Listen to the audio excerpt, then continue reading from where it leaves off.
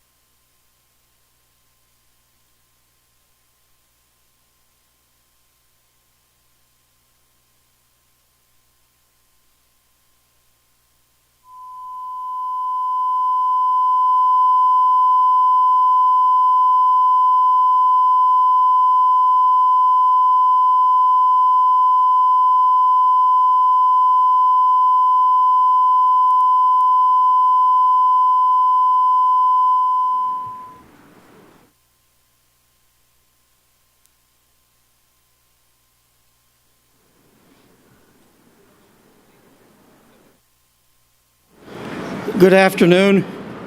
My name is Menashe Shapiro. I'm Deputy Chief of Staff and Senior Advisor to Mayor Eric Adams.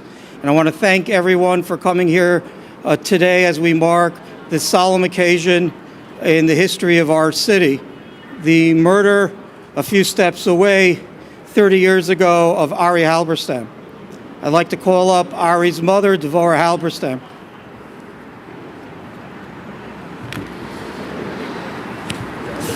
Thank you, Menashe.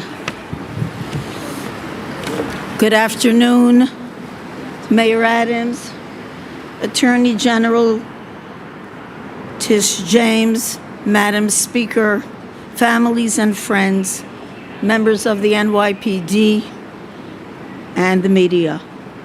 I would like to ask you all to be in the moment with me. Please close your eyes. It was a Tuesday morning, March 1st, 1994.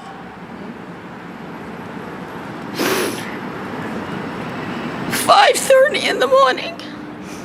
I see my teenage son, Ari, preparing to leave the house.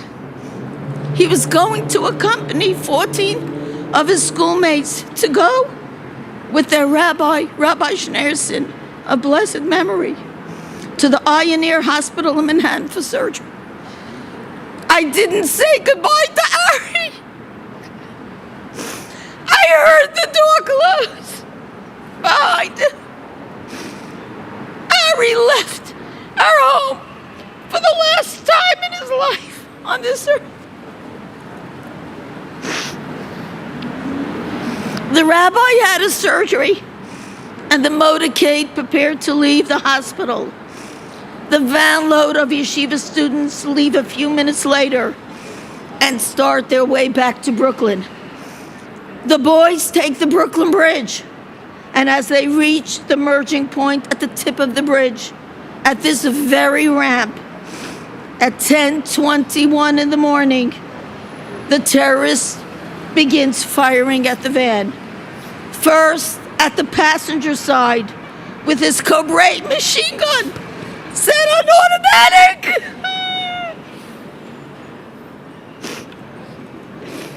Then, with his Glock pistol at the driver's side, he has a street sweeper and a .380 fully loaded with the intent of murdering each and every child on that van. He shot over 40 rounds of ammunition at the van as he chased them across the length of the Brooklyn Bridge. Ari was the first one to be struck with the Cobra. The bullet went straight to his brain. 3 of his friends were also gravely hurt. I prayed and held his hand, locked in mine, and I cried from the depths of my soul, hoping for a miracle that would save Ari. I watched my son die. Ari died on the following Saturday night and was buried the next day. Now open your eyes. It was a frigid day 30 years ago. I could hear the crunch of ice under my feet as I made my way up the stairs of St. Vincent's Hospital. It was a crystal day. Broad daylight, much like today. Crystal day. Broad daylight, much like today. On that day, at that moment, my life was forever changed. We became victims of terrorism. Being a victim is not a state of mind. It takes courage to survive the death of your child. And I speak for all parents whose children were taken from them. There is no freedom or peace for us. The loss informs our decisions in life going forward. In his video confession, the terrorist who murdered my son was asked, "Did you see who was in the van?" And he answered, "Yes, Hasids, and they were on top of each other." I cannot fathom the bloodthirsty hatred that permeated his being, the ideological poison that infiltrated his existence that led him down this path. Today, as I stand here with you, I want to be clear. Hate has seeped into our society like a plague, and we need to make changes. I have worked tirelessly for the last 30 years to do just that. We have to turn the hate and anti-Semitism that has a life of its own into love. I am a Jew, and the lessons of our history through the most horrific times have taught us to survive and flourish. Giving up or capitulating to grief is not an option and never will be. I have not seen Ari for 10,957 days, but I will always remember my firstborn child, 6 feet tall, with eyes that were crystal blue as the ocean and shined like 2 diamonds, with a basketball in one hand and a prayer book in the other, always with a smile. Hope springs eternal, and Ari loved the spring, and as the hint of spring is in the air, I could see Ari hopping down the street in his size 13 and a half sneakers. Today we remember Ari, but we must never forget what he lived and died for. Elie Wiesel said, the tragedy of the Holocaust was that those who should be shouting were silent. And many in this country were silent when Ari was murdered, afraid to acknowledge that terrorism exists, that anti-Semitism was alive and breathing. Say his name out loud. Ari, Ari, Ari, Ari. Each day, men, women, and children are being targeted in the crosshairs of murderers who kill indiscriminately. Not only others, but even themselves. They respect no law. They view anybody and everybody fair, but especially Jews, as fair game. They believe the more blood they spill, the more ready the world will be to capitulate to the nefarious demands. But we are here in America, in the land of the free and the home of the brave. The brave must stand up and speak out about the virtues that are polar opposites of terror and hatred, about acceptance and pluralism. We must never, ever give up the fight to destroy terrorism, to destroy anti-Semitism, to destroy hate, to prevent what happened 30 years ago today from ever happening again. Ari was murdered and his friends were targeted because they were identifiably Jewish. Today, we need to have Jewish pride. We stand here now on holy ground. Every time I cross the bridge, I stop and say a prayer for my son. His blood is entwined in the steel beams of this bridge. His stature was as majestic as this bridge. And this bridge needs to remind us all to accept and respect each other, no matter who we are or what faith we follow.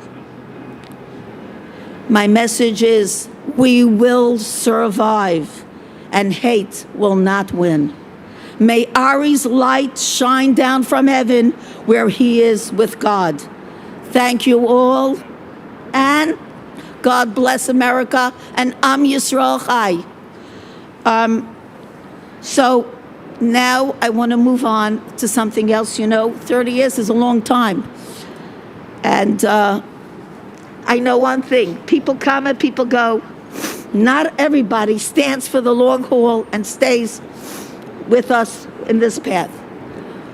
Right behind me is our mayor.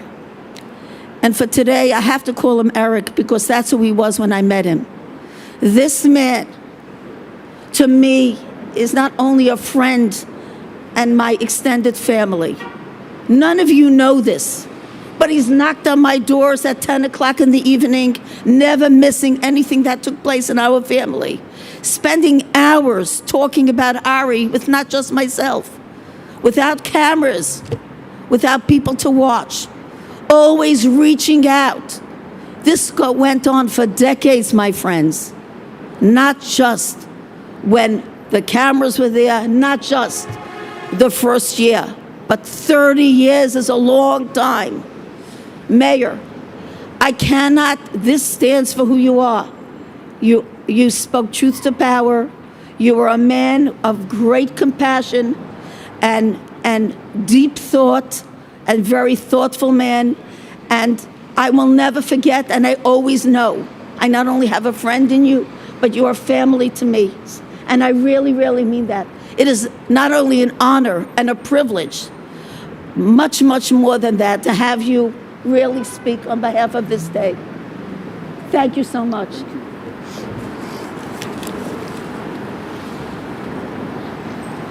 Thank you so much, Devorah, and my commitment and dedication to remove our city from hate, anti-Semitism, and all other forms of hate is not unique to my character. It's unique to the character of the members that stand here with me.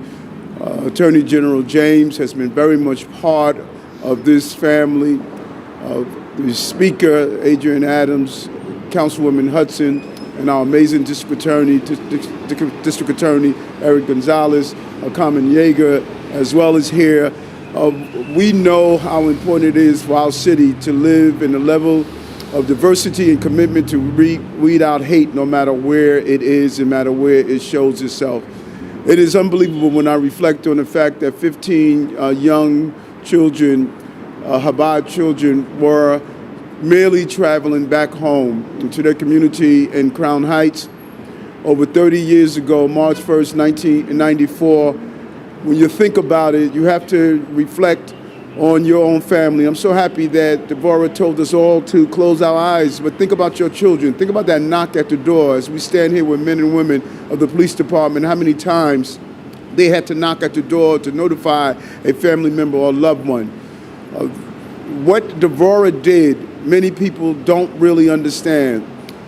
A mother turned her pain into purpose.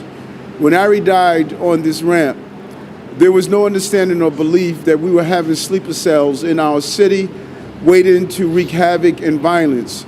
She spent 30 years of her life, those 10,000 plus days, not only mourning the loss of her son, but recommitting herself every day to prevent the loss of other children.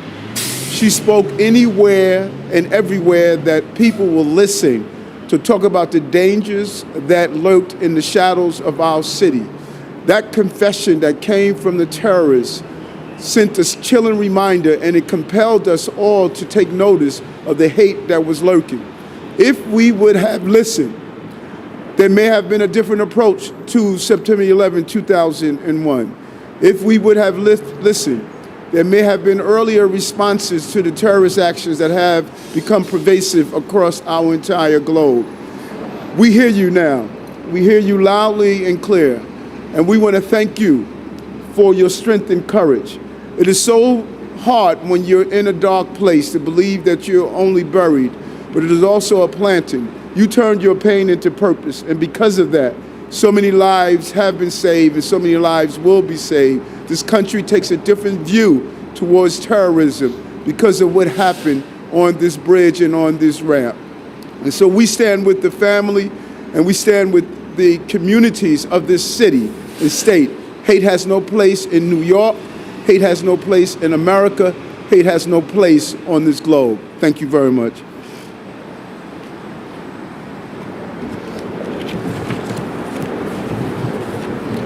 Attorney General Letitia James. I want to thank Devorah for those remarks. I want to thank her for her courage, for her valor, for standing up and teaching all of us about love. I want to thank the mayor of the city of New York for talking about anti-Semitism and how we can come together against forces that hate each and every one of us. Because when you hate one group, you actually hate all of us. I've known Devorah for over 20 some odd years, and Devorah has turned her pain into a promise for all of us. The Jewish Children's Museum is a museum where all children of all faiths, of all races, of all ethnicities, can come together to talk about the Jewish experience and also to talk about love and our commonality. On the front of the Jewish Children's Museum is the face of a child. But as you get closer, it's actually the face of thousands of children. And what we need to do as a community is to talk about love, to talk about our commonality, and to talk about respect for one another. That day, 30 years ago, is a day that we will always remember. It was a day when I was trying to decide what I was going to do with my life. And it was a day that I always remember Deborah, seeing her on television and seeing her tears and how she spoke just powerful through her tears and through her grief. And she touched my heart and the hearts of millions of others in New York and all across this nation. And it's as a result of those words, it's as a result of that experience that I've committed my life to again bringing us all together and making sure that there is no division between us, no space between us, that we walk arm in arm, shoulder to shoulder, to talk about love and to talk about our beliefs and to talk about us coming together. We find ourselves now in this nation more divided than ever, and it breaks my heart. And the only way that we can come together is to speak about our commonalities. Today, the sky is blue, and it reflects the eyes, the blue eyes of Ari today. He's looking down on all of us, and it's up to each and every one of us. If we are to honor his legacy, then we must leave this place together, united, and in strength, and as we stand up against hate. Thank you.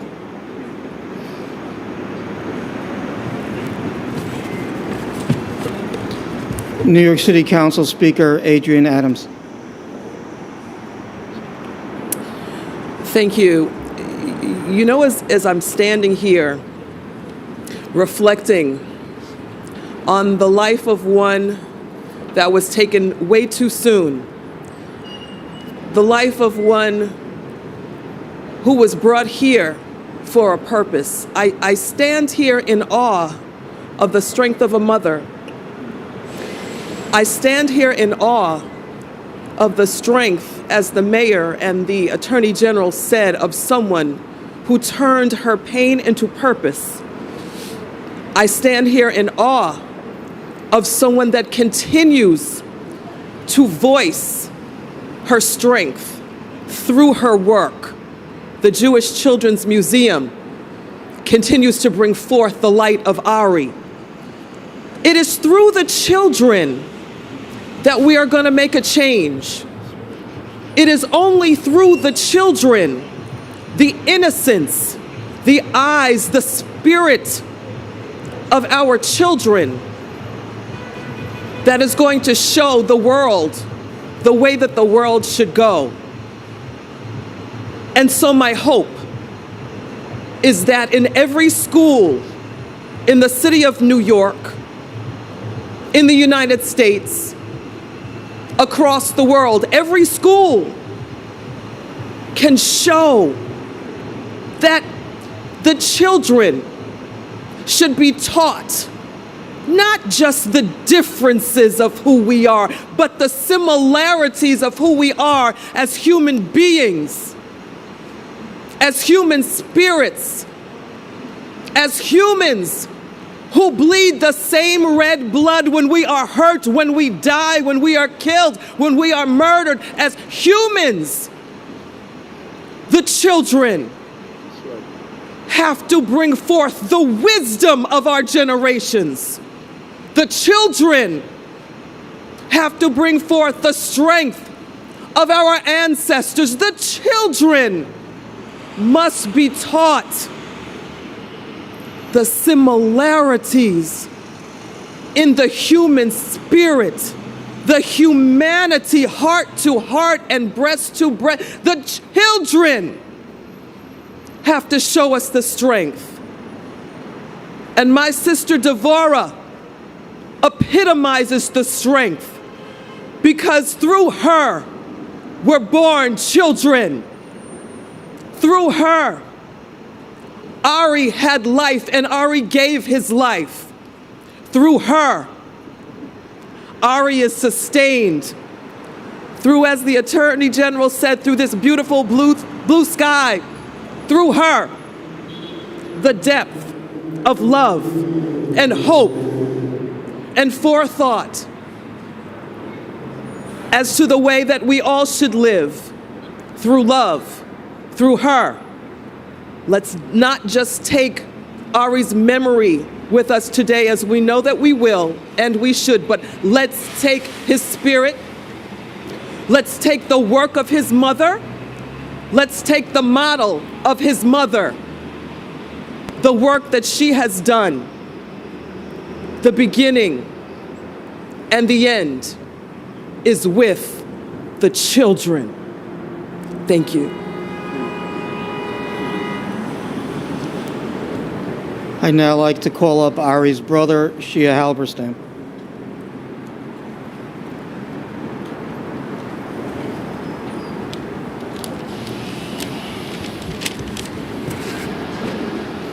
Good afternoon, elected officials, members of law enforcement, friends, family, and fellow New Yorkers. 30 years. It has been 30 pained, long years of our family, for our family since Ari's death and Ari's murder. Our oldest sibling was murdered in cold blood because of his Jewish identity. I was merely 4 years old. Speaker Adams, I was that child that you referred to. That child of a past generation. And in a moment, our entire family, life as we knew it, would change forever.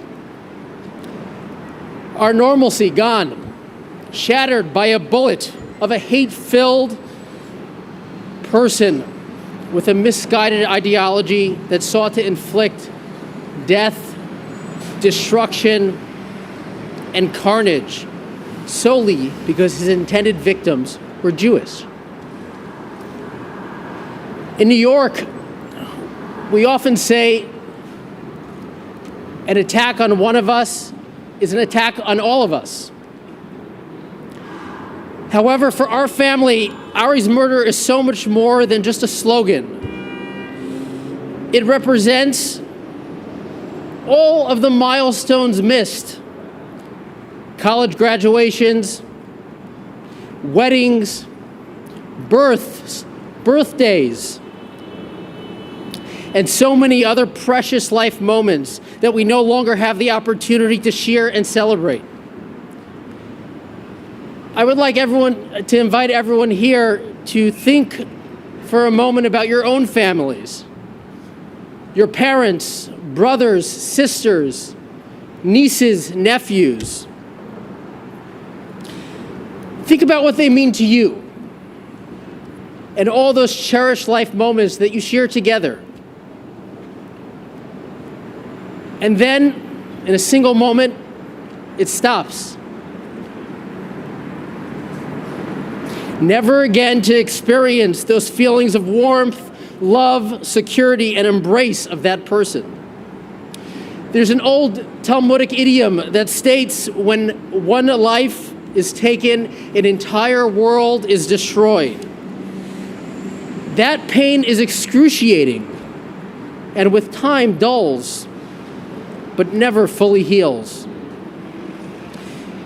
We are reminded of Ari's absence each and every day when we wake, and then again when we return to sleep, silently mentioning a prayer for his eventual return. Ari's life and legacy does live on, however, through tireless efforts of my mother and our family advocating for Ari. His legacy is memorialized in the Jewish Children's Museum in Crown Heights, Brooklyn. No child is born with hate in their hearts. In Ari's museum, the Jewish Children's Museum, serves to educate our youth from all backgrounds on the principles of mutual respect and acceptance of all people. It is the lessons that we take from Ari's murder to value life, treat all people with dignity, regardless of their race or creed. These are Ari's true legacy. For us, Ari lives on through our family and our children. In the next generation, each sibling has an Ari of their own to remind us that we haven't forgotten and we will always remember. As I stand here today and every day, I wear my yarmulke, my kippah, this skull cap with pride in what it means and what it represents, and in defiance of those who tried and continue to target our community here and abroad for our Jewish identity. I wear this yarmulke in deference to my brother, as an act of homage for what he represented as a 16-year-old teenager just beginning his life and proudly presenting his truest self as a proud Jew every single day. Ari, we miss you. We continue to yearn for your return and are hopeful that when we are reunited, the senseless hate and intolerance that took you from us will be no more. Until then, we carry on fighting each and every day in love and in deference for what you represent. Thank you.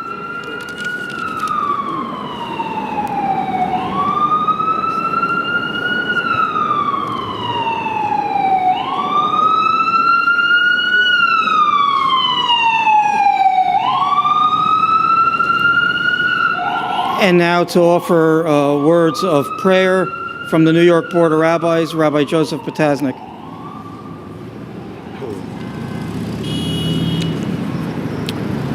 Dvorah called me yesterday and said, could you please offer a prayer for the return of the hostages?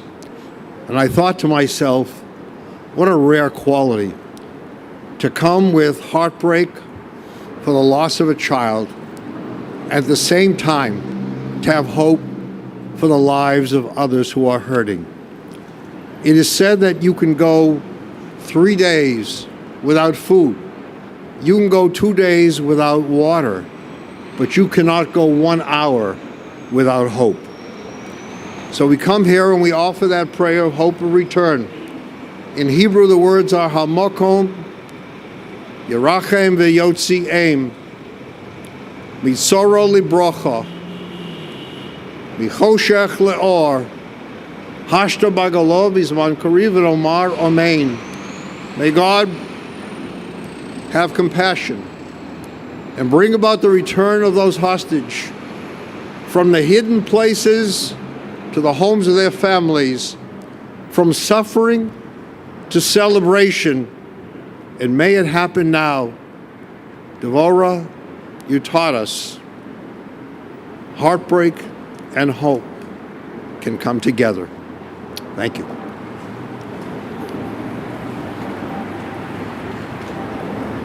Just wanted to thank everybody for, this was the first half of the program as some of the elected officials and dignitaries need to depart.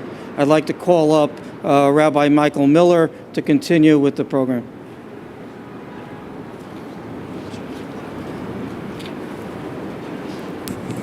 Thank you very much, Menashe. Michael Miller, the CEO Emeritus of the Jewish Community Relations Council. Before we continue with the program, just a few thoughts from my heart.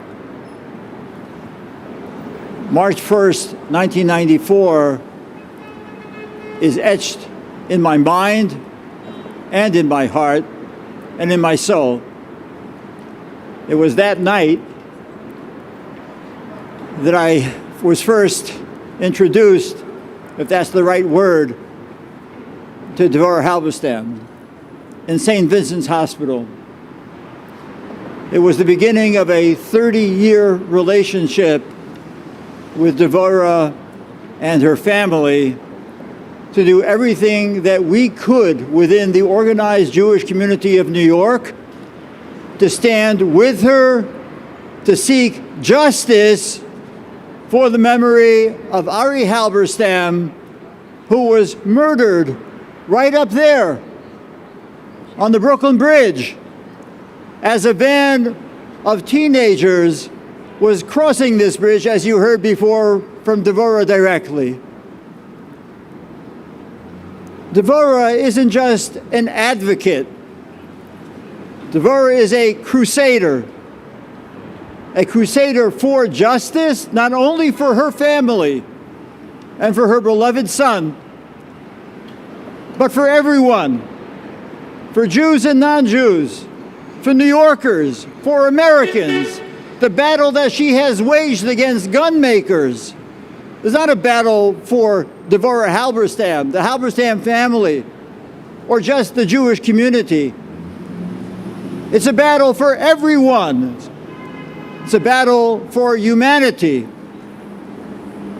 So I stand here today, not just as a Jew in New York like Shia, wearing a yarmulke, wearing a kippah, wearing a head covering, a skull cap, representing myself as a Jew, but I stand here as a human being, as a creation of God, in the image of God, as all of us do, and all New Yorkers, and all Americans, and all people around the world. Justice is what Devorah Halberstam has sought, and she will never, ever stop seeking that justice. And we need to stand with her as she continues in this crusade. There are so many individuals who are here today.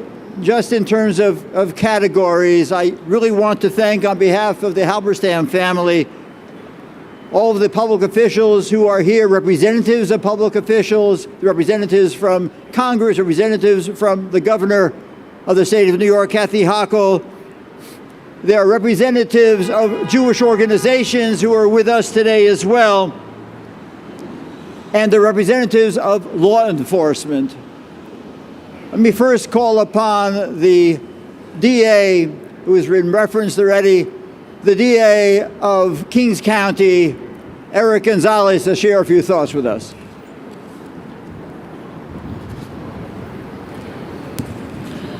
Good afternoon, everyone. I want to acknowledge the work that Devorah has done over and over and over again to move our city in a direction of peace and justice.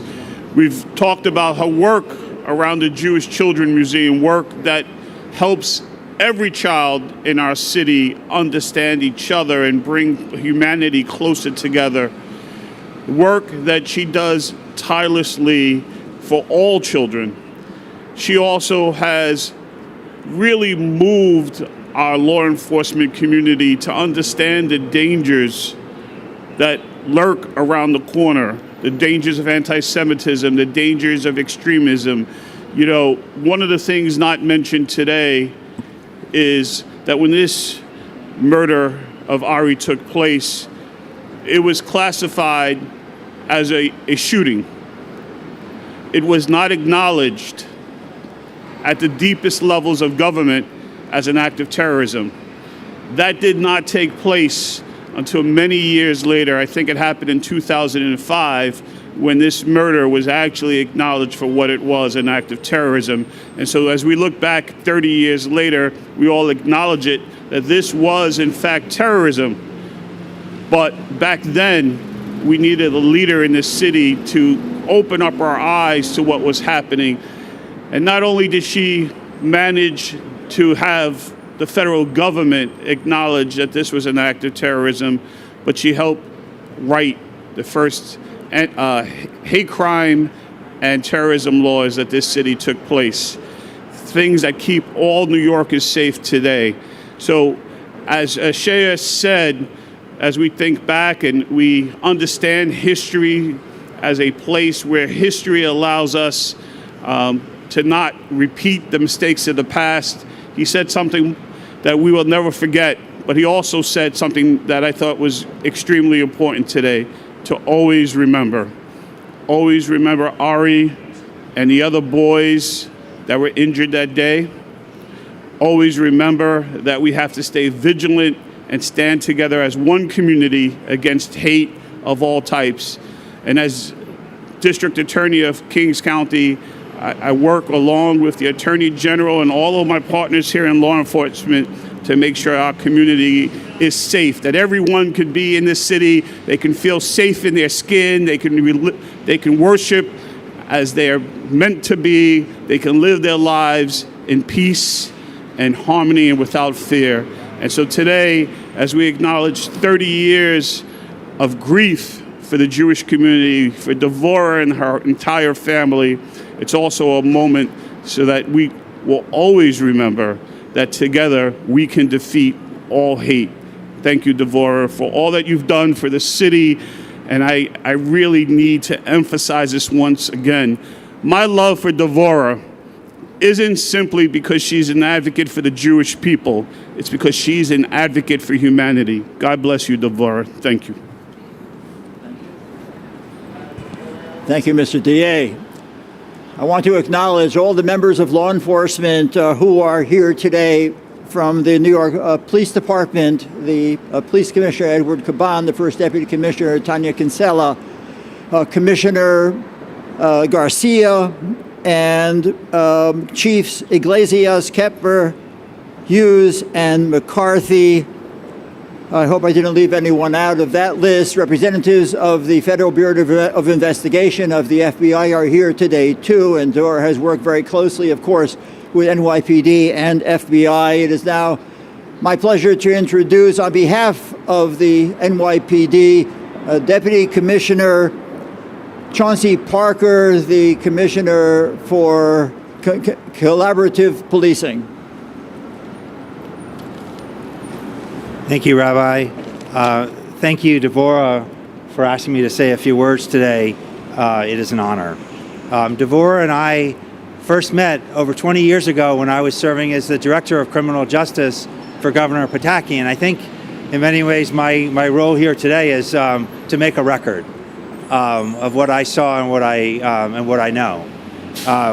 The tragedy that Devorah faced 30 years ago would have broken almost any person.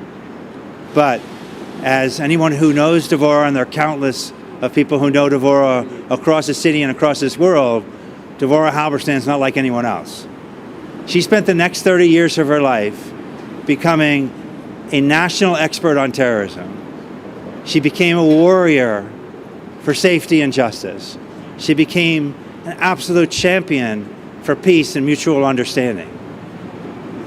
One key part of what Devorah put her heart and soul into, in many ways she built the foundation for the counterterrorism strategy for this city that became a model for this country. First thing that Devorah needed to do was to make sure that people understood the difference between terrorism and any other kind of crime.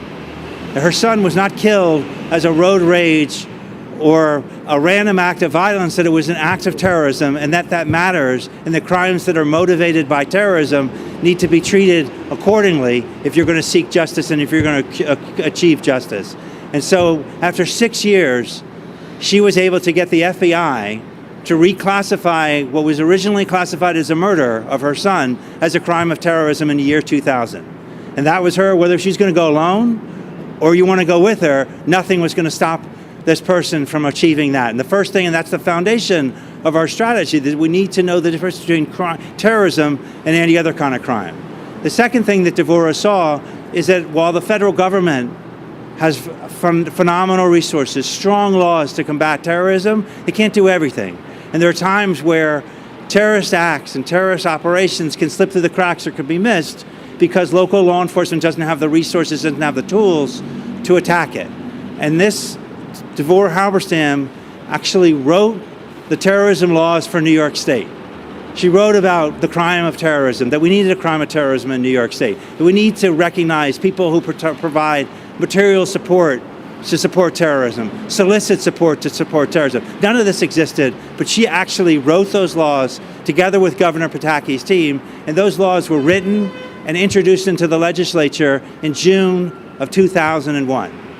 It's really important to remember that date. That's 3 months before September 11th, that the laws that she wrote together with Governor Pataki's team were in the legislature. And then days after September 11th, after those terrorists attacked that she warned us about, after those terrorists attacked, those laws became law. The third thing that Devorah did is she had to make sure that law enforcement officers and prosecutors, that people are trained to understand the threat of terrorism and to understand the opportunity that we have with these laws. And Devorah, as a first step, at the request of the superintendent of the state police, went to all 62 counties in New York State, because it's not just New York City. It's the northern border, it's the southern tier, it's anywhere in this state, and as we know with terrorism, anywhere there's a terrorist threat, and there could be a thread that connects to a terrorist threat. Devorah went to every single county and trained those prosecutors and those law enforcement officers on it. She trained police officers in the NYPD Academy. She trained FBI agents. She went around the country and around the world to train people on terrorism, and has become the national expert in it. And that has made it all the way up until yesterday, where Devorah put together a 3-hour training for prosecutors across this state and across this country on the terrorism laws. The laws that, as a result of what she was able to make possible, terrorists have been brought to justice, not in federal court, but in state court. And with Commissioner Weiner from the NYPD, the head of counterterrorism and intelligence, with Dave Stewart, the top terrorism prosecutor from New York, from the DA's office in Manhattan, they, together with Devorah, are now going to teach generations of prosecutors about this tool that's available because of her. The last thing I'd say is this, is that on a parallel track, while Devorah was this warrior for safety and justice, step for step, as our other speakers have talked about, she's been a champion for love and mutual understanding, and people just seeing each other and understanding each other, and the hallmark of that is the Jewish Children's Museum, which is really, Devorah, I know this is a quote by Nelson Mandela, but it could have been a quote by Devorah Halberstam. Nelson Mandela once said, "No one is born hating another person because of the color of their skin, or their background, or their religion. People must learn to hate. And if they can learn to hate, they can be taught to love. Because love comes much more naturally to the human heart than its opposite." That has been your life's work, Devorah, is that you brought us together. If you said, as Martin Luther King once said, if we can see each other as fellow human beings, we can solve all these problems. And so on two parallel tracks, as a warrior for safety and justice, and as a champion for love and understanding and compassion, you've changed the world. And it's an honor to be your friend. Thank you, Commissioners. Now, my pleasure to call upon City Council Member Carmen Yeager, who will be our last speaker before the memorial prayer. I like to be last. I know people have to go home. Devorah, your strength, everybody's talked about it. We are friends for not 30 years, but almost 30 years. But we're not peers, because we're not, not a secret, we're not the same age. Ari and I are almost the same age. And over the years, he became a little bit like a brother that I didn't know, that I never got to know. And Devorah has been so much like a mother to me in my work and my life in public service. And Shia and Ari and your family that's here, incredible. I just want to talk a little bit about, who I am in terms of how this happened, because it's 30 years, and I was a kid.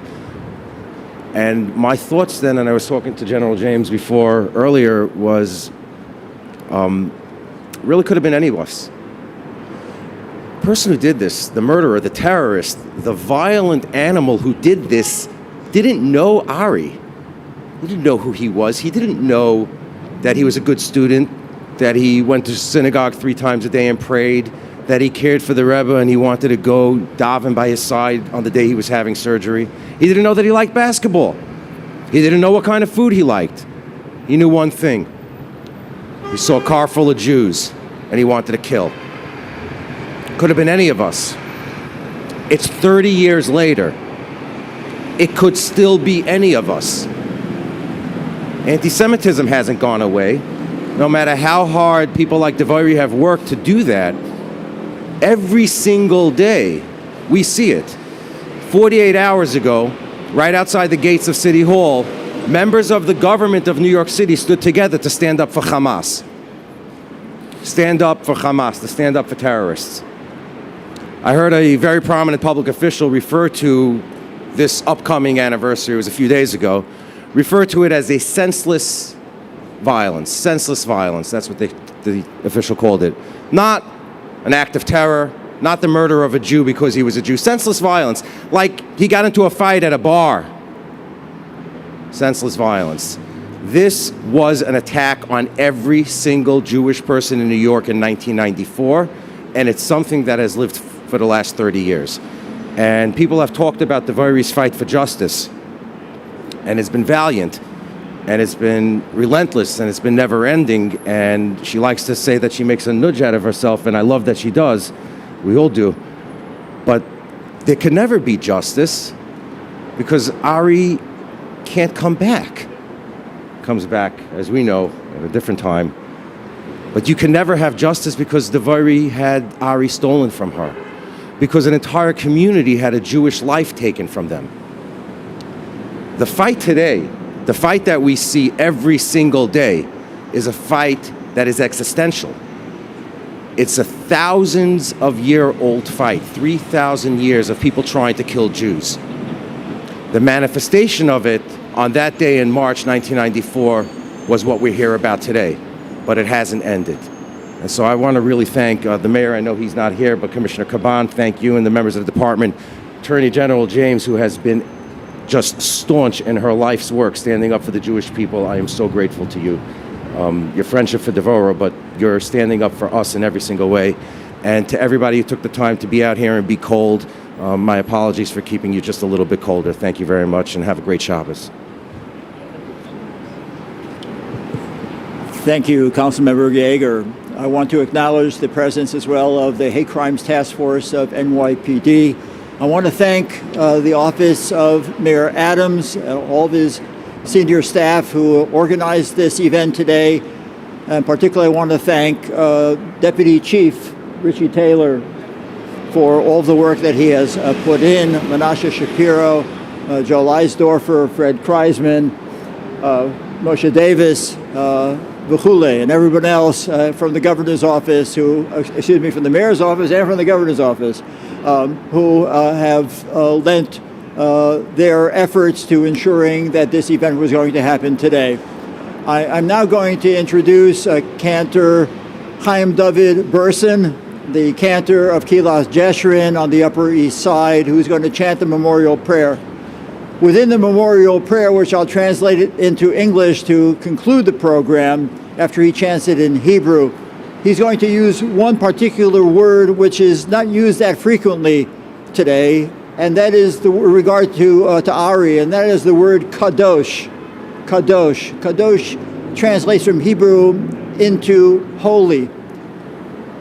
Ari Halberstam was a holy young man who died sanctifying God's name in a terror attack on this bridge. That attack was originally categorized as an act of road rage. Road rage. What they didn't understand was that Devora Halberstam, her rage was going to overwhelm any categorization of this event as road rage, as opposed to an act of terror which murdered Ari Halberstam HaKadosh, the Holy One. Please rise for the memorial prayer.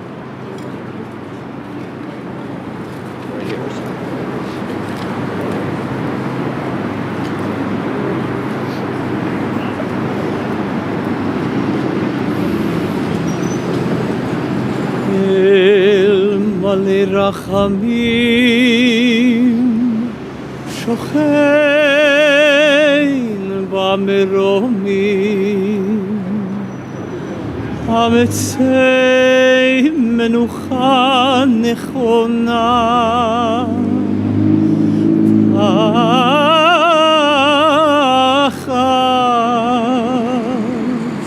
תחת כנפי השכינה במעלות קדושים וטהורים כזוהר הרקיע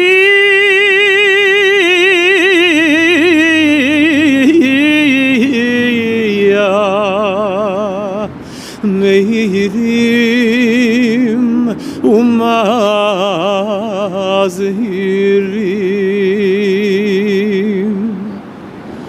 לנשמת הקדוש אהרון יוסף בן חנניה סיני דוד, שנרצח בידי בן עוולה ומסר נפשו על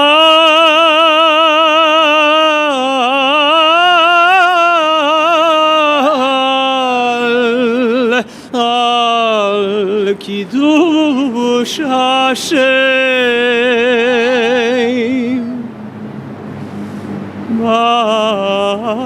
בעבור שאנחנו מתפללים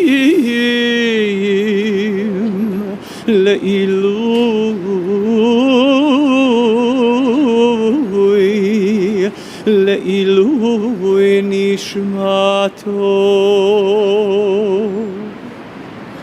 בגן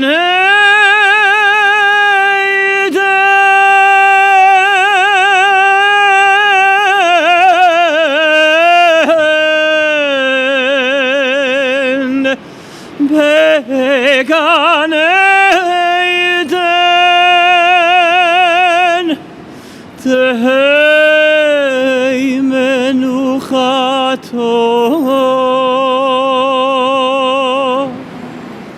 לכן בעל הרחמים יסתירהו בסתר כנפיו לעולמים,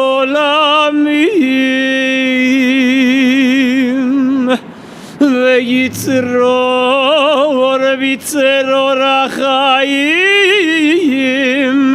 את נשמתו. אדוני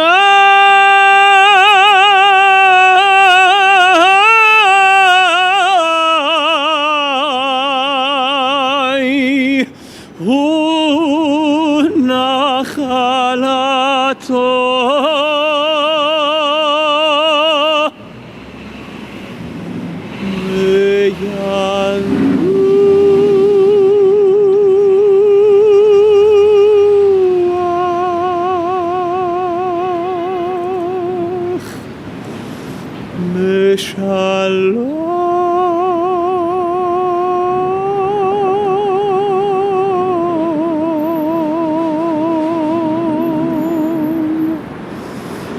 על משכבו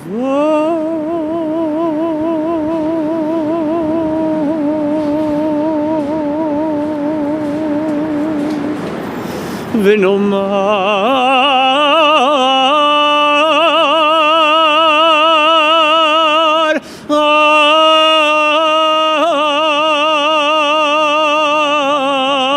אמן.